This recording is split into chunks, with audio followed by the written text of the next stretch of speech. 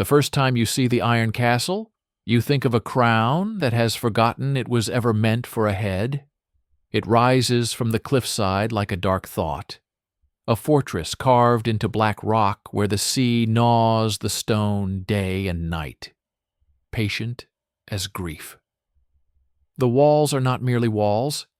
They are slabs of iron dark basalt plated in riveted metal, a skin forged in old fires and repaired with newer ones. In certain light it looks wet, as if it sweats. In rain it becomes a mirror for lightning, flashing brief white truths across its towers before the sky swallows them again. The locals do not call it iron because it is strong. They call it iron because it is hungry. Below it, the surf crashes with the rhythm of a war drum. Above it, gulls wheel and scream as if warning the world away. Between those sounds, everything else in the realm seems softer than it should. Footsteps are careful. Words are measured. Laughter becomes a kind of defiance, and defiance here is always a gamble. The realm that surrounds the castle is called Veyrun Coast, a strip of salt-bitten land where fields are narrow and stubborn, where sheep grow lean on wind and prayer, and where the people learn early that the sea is either a road or a grave. The Veyrun lords have always been shipbuilders and raiders in equal measure, lovers of trade when it profits them, and lovers of fire when it does not. Their banners are white gull on black wave, and their oath is simple. Take what the sea does not. But the Iron Castle does not sit under the Veyrun banner now. It sits under a banner that used to mean honor. A crimson falcon clutching a silver chain. House Marrowayne. Once, House Marrowayne were wardens of the coast, a line of iron-spined knights and stern ladies who kept raiders honest and merchants safer than they deserved to be. Once, their name meant that a contract would be kept, and a guest would not be butchered at the table. Once, their lord sat the coastal council as first voice beneath the king. Then Lord Edric Marrowayne died at a feast, with a smile still on his face and a goblet half raised, and the realm learned again what it always forgets between wars. Honor is not armor. It is an invitation for someone else to aim where you are soft. Edric's heir was his son, Prince Lord Rowan Marrowayne, a young man with the quiet fury of those who grew up being told they were born to lead. Rowan inherited the castle, the coast, and a stack of enemies as tall as the battlements. He also inherited a rumor, whispered in kitchens and under cloaks, that his father's death was not sickness, not age, not accident, but something poured carefully into wine by a hand that bowed afterward. And if that were true, then the poison had not only taken a life, it had taken the covenant that held the coast together. The siege begins, as sieges often do, with men pretending it will not come, with councils that call themselves negotiations, with letters written in honey and sealed in wax, with the sound of wagons on roads, bringing grain that is supposedly for winter stores, but arrives with too many spearheads and too few sacks, with the quiet swelling of camps like bruises in the hills. It begins with a king who believes he is the realm. King Halvorn III of Asterfall sits in the inland capital of Brightspire, a city of pale stone and sharp law, and he watches the coast the way a farmer watches wolves in a distant tree line. Halvorn is not old, but he rules like a man who has been wronged by time. His hair has gone to silver early, his eyes are the color of polished coin, and his patience is so thin it can be snapped by a whisper. He speaks often of unity, he funds the temples, he kisses babies in the market. He also keeps a private room full of ledgers where every lord's debt is written in ink so dark it looks like dried blood. Halvorn's queen is dead, his heirs are young, his advisers are many, and because he fears the day one of those advisers becomes a replacement for him, he rotates them like guards on a wall, never allowing anyone close enough to know him fully. Kings do that, and call it wisdom. What Halvorn does not call wisdom is letting a coastal fortress control his sea lanes. The Iron Castle commands the bay like a fist clenched around a throat. Ships that pass within its shadow pay toll. Ships that do not pay get chased into storms or into silence. Halvorn has tolerated it because House Merowayne swore fealty and because Edric Merowayne had been the sort of honorable man who paid the king's taxes even when the king's men overcounted. But Edric is dead. Rowan is young, and young lords do not know which rules are real until they try breaking them. Halvorn's hand is Lord Cassian Rookmere, a man with a scholar's face and a butcher's instincts. Cassian does not raise his voice. He does not need to. His words land with the weight of decisions that have already been made. He dresses plainly for a courtier, always in dark wool, always with a modest chain of office. People trust plainness. Cassian knows that. Cassian has a son, Sir Alric Rookmere, a knight whose grin has started wars in taverns and ended them in bedrooms. Alric is handsome in a way that makes men want to punch him and women want to watch them try. He has fought in border skirmishes, killed in the name of the crown, and laughed after. He calls it coping. Others call it cruelty wearing charm. And Cassian has a daughter, Lady Isolde Rookmere, who is not at court, but at the coast, as envoy, as hostage, as bait. Isolde is 20, sharp-eyed, and careful with her softness. She has been sent to the Iron Castle under the pretense of ensuring peace. In truth, she is there, so Rowan Merowayne cannot forget that the crown's reach is long. Also at the Iron Castle is a man who should not still be alive. His name is Brother Fen. He wears the gray robes of the Tide Chapel, the sea faith of Veyrun Coast, and he speaks like someone who has swallowed salt until his tongue learned to cut. Fen was once a knight of House Merowayne. Once he rode with Lord Edric. Once he drank with the garrison. Once he had a laugh that filled halls. Then he took vows, cut his hair, and became the kind of holy man who does not preach comfort but consequences. Some say he took vows out of guilt. Some say out of fear. Fen himself says only that the sea forgives no one, and neither should you. He has been Rowan's counselor since Edric's death, though counselor is too gentle a word for what Fen does. Fen is a man who points to rot before it stinks. People hate him for it. They also listen. The Iron Castle's garrison is commanded by Captain Mela Sorn, a woman with scarred knuckles and a voice like scraped steel. Maella is not noble. She rose from dockfights and shipboard mutinies, recruited into service because she had a talent for making men obey without making them feel humiliated.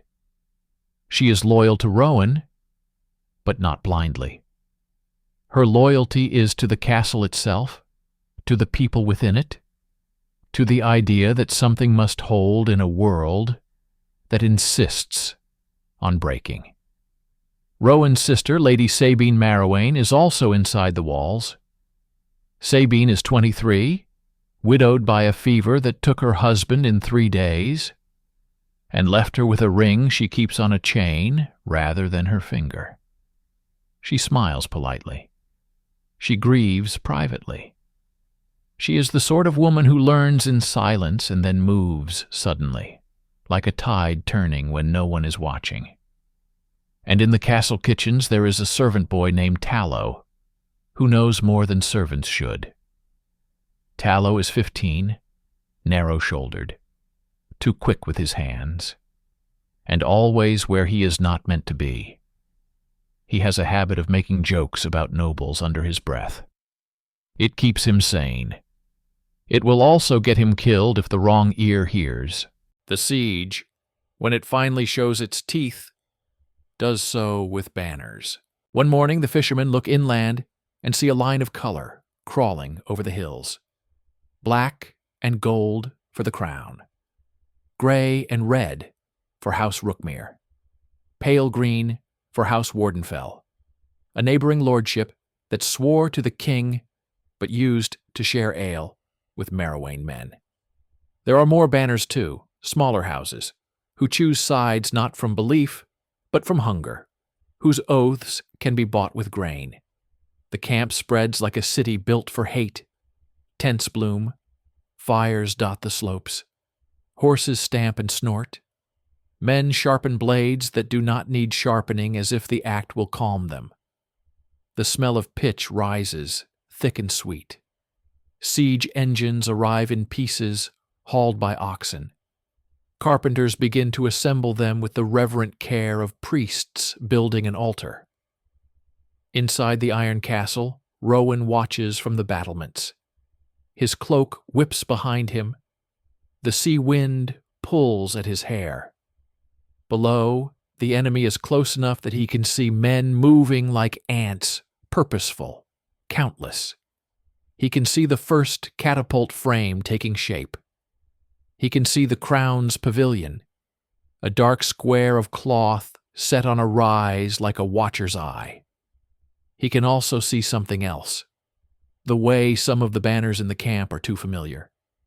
Wardenfell, a house that once sent lamb and honey to the Iron Castle every spring in a ritual older than the kingdom itself.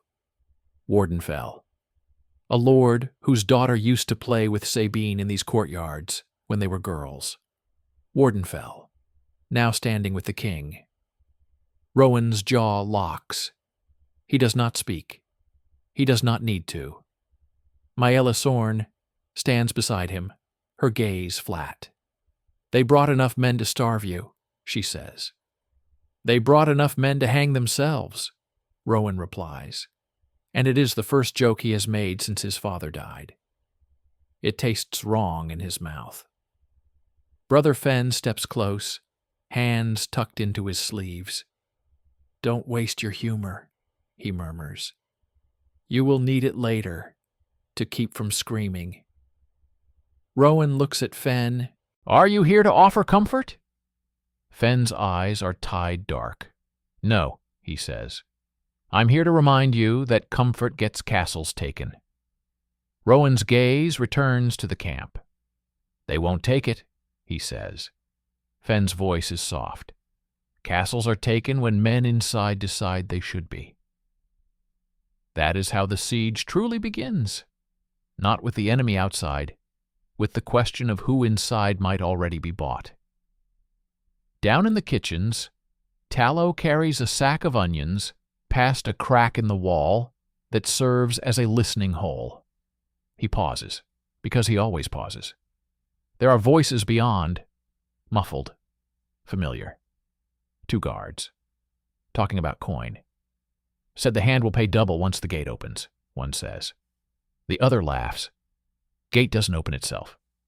"And if it did," the first says, "it'd open quiet, like a lover." Tallow's throat tightens. He keeps walking. He does not run, because running is how you tell the world you know something. He simply goes about his work with a face that looks bored. Servants learn early to look bored when they are terrified. He tells no one immediately, because telling the wrong person is worse than telling no one. That night, the first stone flies. It arcs from the hillside on a long, elegant curve, as if thrown by a lazy god.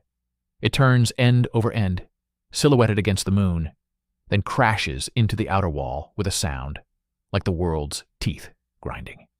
Dust blooms. A chunk of red-black stone breaks free and tumbles into the courtyard, smashing a barrel.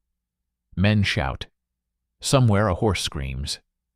The castle shudders as if waking angry. Then another stone, then a third. The siege engines are not merely weapons. They are messages. Each impact says, "We can reach you." Each crack says, "Your safety is a story you tell yourself." Rowan orders the archers to the wall. Maela moves like a blade through the chaos, assigning positions, calming panicking men with a palm to the back of the neck or a muttered insult that somehow makes them stand straighter. Sabine appears on the battlements without being summoned, her cloak pulled tight, her eyes bright with something like fear that has been sharpened into focus. Lady Isolde Rookmere watches too, from a guarded chamber near the inner keep. She has been a guest in name, a prisoner in truth. 2 Marrowayne guards stand outside her door. They are polite. They are also armed. Isolde presses her fingers to the cold window glass and looks down into the courtyard where men run, where firelight flickers, where the castle begins to understand what it means to be hunted. Isolde is not weeping. She is thinking. Her father Cassian's letters were clear. Observe. Learn who is loyal. Learn who is weak. Learn where the cracks are. When the time comes, help the crown prevent unnecessary suffering. Isolde knows her father's language. Prevent suffering means ensure victory. She wonders, for the first time since arriving, if she is here as a tool or as a sacrifice. In the king's camp, Lord Cassian Rookmere stands beneath a canopy, while stones fly. He listens to the siege engines with the expression of a man listening to rain. Beside him, Sir Alric grins like a gambler watching dice roll. "They'll break," Alric says. "Castles always do. It's only a question of whether they break from the outside or from the inside." Cassian does not look at his son. "Mind your appetite," he says. "It makes you sloppy." Alric's grin widens. "My appetite," he murmurs, "is the reason I win."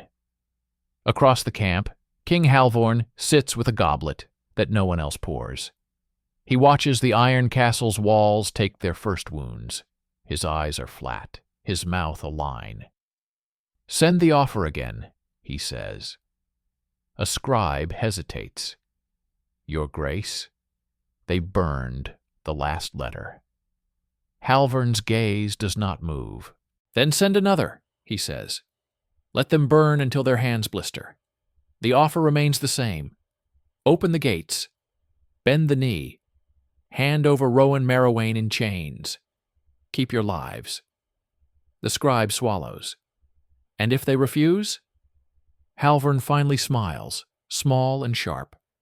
"Then we teach them what refusal costs." The offer arrives the next morning in the form of a white flag and a rider who does not blink.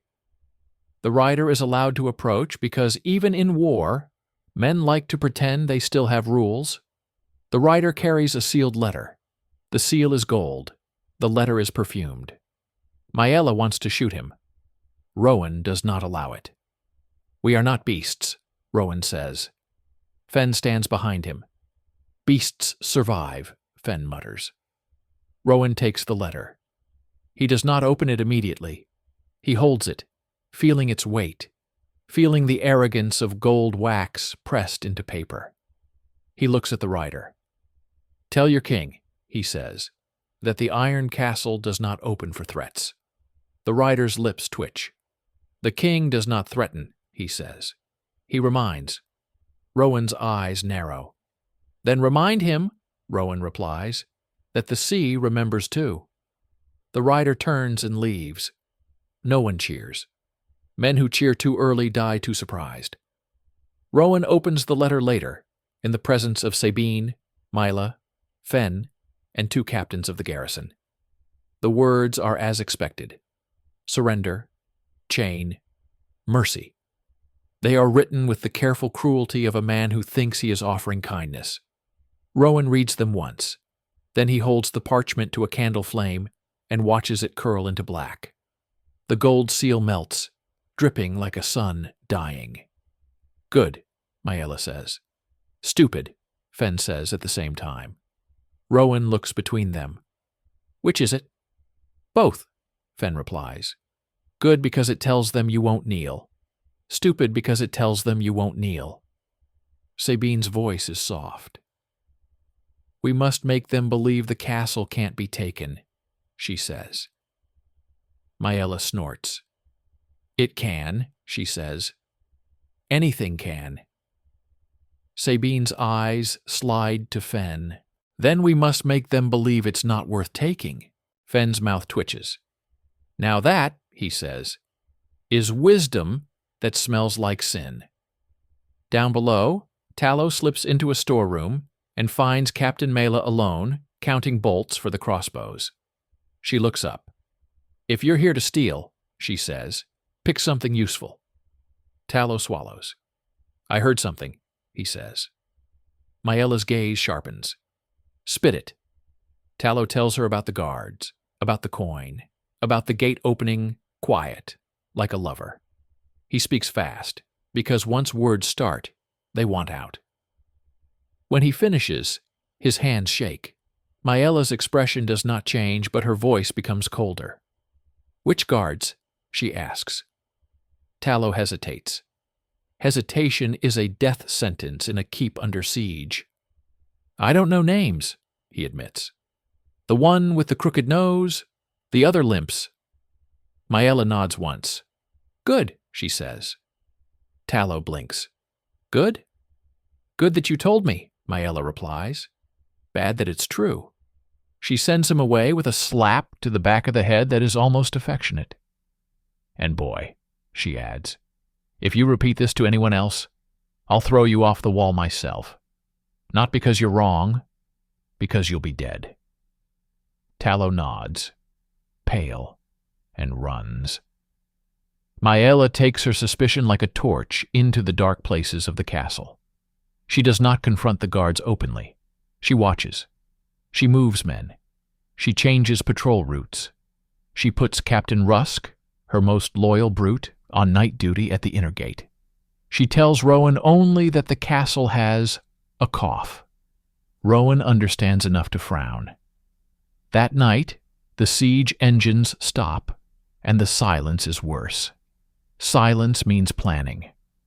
The next morning, the Crown's camp sends a different message, not parchment, not stone, fire. A row of small boats appears on the water, hugging the cliff base. They are loaded with barrels. They drift toward the castle's sea gate, a lower entrance carved into rock for supply ships. The barrels bump against the iron-reinforced grating. A flaming arrow arcs from the shore and strikes. For a heartbeat, nothing happens. Then the barrels bloom into flame.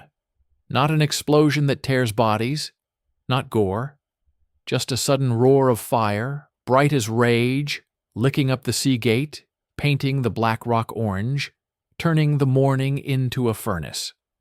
Smoke claws upward. The smell is pitch and salt and something like burning herbs. Inside, men shout. Buckets appear. Water is hauled. Maella curses so fluently it sounds like prayer. Rowan runs down the spiral stairs, boots ringing, to see the sea gate engulfed in heat. Fen appears beside him, unhurried. They're probing, Fen says, looking for weak points. Rowan's face is streaked with sweat. They'll find none, he says. Fen's eyes track the smoke. They already did, he replies. You just haven't admitted it yet. When the fire is finally beaten back, when the sea gate is charred but still standing, the castle breathes again. Men slump against walls. Some laugh shakily.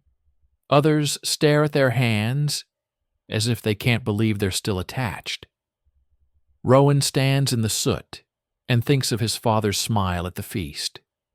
He thinks of the way a goblet can be a weapon.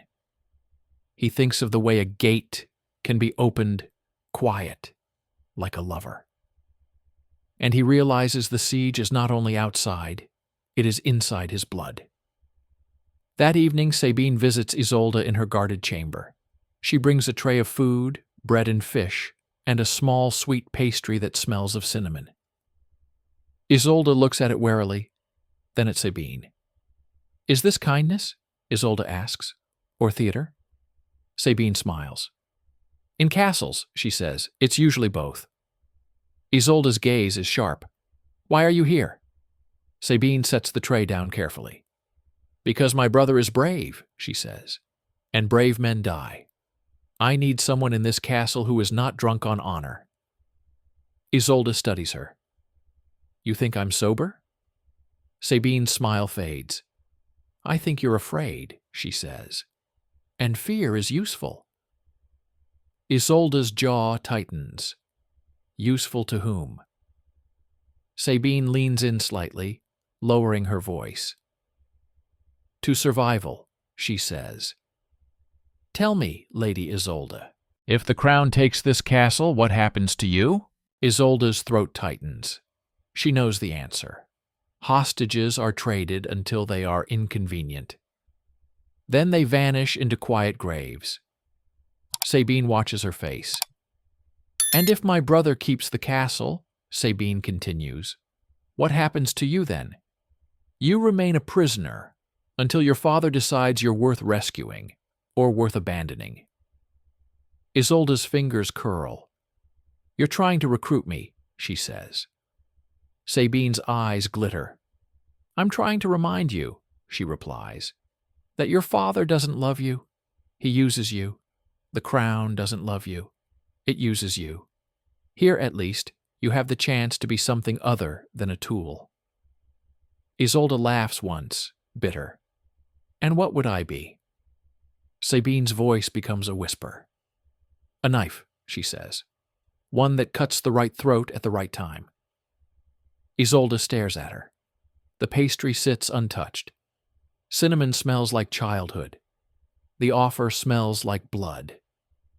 Outside Isolde's door, a guard shifts his stance. His limp is more pronounced than usual. He scratches his crooked nose. His eyes flick to the corridor corner, where a shadow stands that shouldn't. Captain Maella Sorn steps forward and says calmly, "Open your pouch." The guard freezes. "Captain," he begins. Maella's voice remains level. "Open. It." The guard's hand moves toward his belt. Maella's men move too, quicker. In the brief struggle, a small leather pouch falls and spills on the stone. Coins. Not castle coin. Crown coin. Bright gold that catches torchlight like a betrayal. Silence blooms. Maella looks at the guard, eyes empty. "How many?" she asks. The guard's mouth opens, closes, opens again. He chooses the only lie he thinks might save him. "I was forced," he says. Maella nods once. "Everyone is," she replies. She does not execute him in the corridor. She does not need spectacle. She needs information. She orders him dragged to the undercells. She orders his partner found. She orders every gate guard rotated, replaced, watched.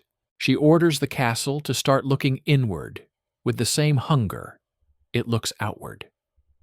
When Rowan hears, his face goes very still. "Who?" he asks, Maella tells him. Rowan's hand tightens around the hilt of his sword until his knuckles pale. He does not draw. Drawing would make it feel like a battle he can win with steel. "This is my father's legacy," Rowan says quietly. "Honor bought us enemies who learned our schedules." Fen watches him. "Honor isn't your father's legacy," Fen says. "Love was, and love makes men careless." Rowan looks at Fen. "Are you telling me not to love?" Fen's gaze is hard. "I'm telling you," he says, "that love is a gate, and gates get opened." That night, Rowan cannot sleep. He walks the battlements alone, listening to the sea. The enemy campfires glow inland like a field of red eyes.